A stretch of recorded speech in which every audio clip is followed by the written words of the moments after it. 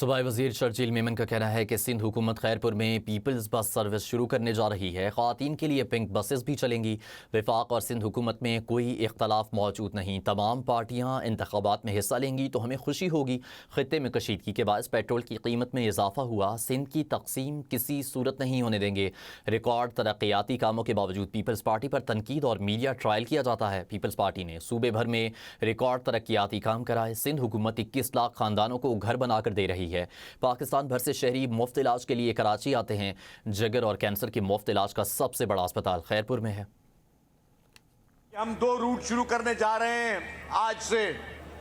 एक खैरपुर से रोड़ी, दूसरा खैरपुर से रानीपुर। जो नई एडीपी हमने बनाई है ट्रांसपोर्ट डिपार्टमेंट में, उसमें खैरपुर के लिए मजीद बसें भी हैं। पिंक बसेस भी चलेंगी। खवातीन बहनों के लिए पिंक स्कूटर भी चलेंगी। लेकिन इंशाल्लाह खैरपुर में डबल डेकर बसें भी चलाएंगे।